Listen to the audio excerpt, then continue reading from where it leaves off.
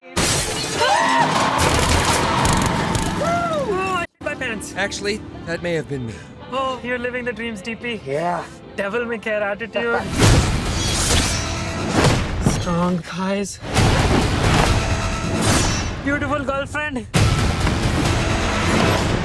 Sorry I'm late. I was rounding up all the gluten in the world and launching into space where it can't not hurt us ever again. Kiss me like you miss me, Red.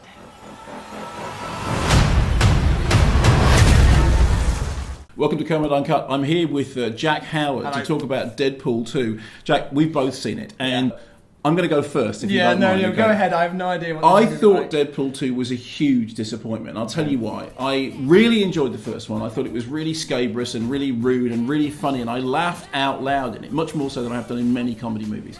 And I went to see Deadpool 2 thinking, I hope they don't fall into the thing of, because it's a comedy and it was successful, let's do it again, let's throw more money at it, let's make it bigger, let's try and make the characters more rounded, let's be a bit three-dimensional. And I felt they did exactly that. In the first half an hour, I actually found all the enthusiasm I had for the first Deadpool ebbing away, as it was evidently, firstly, trying to give the character more depth, more profundity, more sense of loss, more sense of tragedy. Also, there was a huge big action sequence early, which went on for way too long and made me think, you are actually now making an action Marvel movie as opposed to a movie which sticks two fingers up at that whole principle.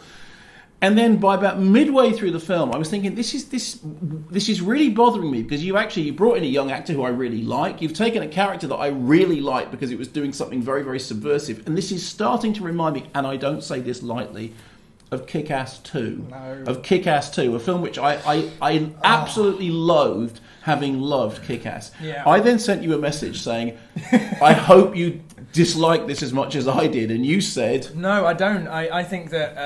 to be fair, like when I saw the screening, it was they plied us full of wine. It was like a nice evening, so I was already vulnerable to be like, oh, you've treated me quite nicely. Yeah, okay. And I didn't so you were drunk? I wasn't drunk, but like I'd had a couple of wines, so I was in the right mood to watch something like Deadpool 2. So, tell me about how much you enjoyed the film in that state. So I wasn't expecting anything, because I thought the first Deadpool was okay.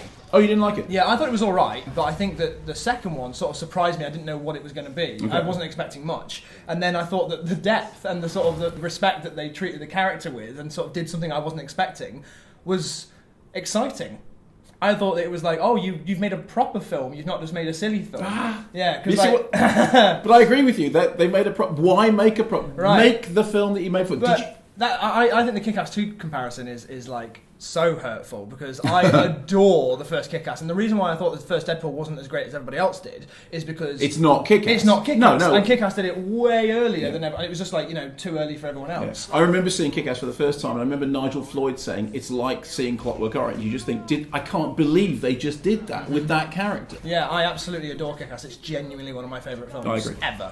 And I thought Kick-Ass. When I saw Kick-Ass 2, I sort of lied to myself for a while. I was like, no, I like it. But I then realised that what they were doing was trying to do everything they thought the first Kick-Ass was and not actually what made it special. Yeah. Whereas I think that the second Deadpool is made with love and clearly Ryan Reynolds is having the time of his life, and I think they haven't fallen into the trap as well of making it bigger, therefore better. I think that they've gone bigger, but I don't think that they mean...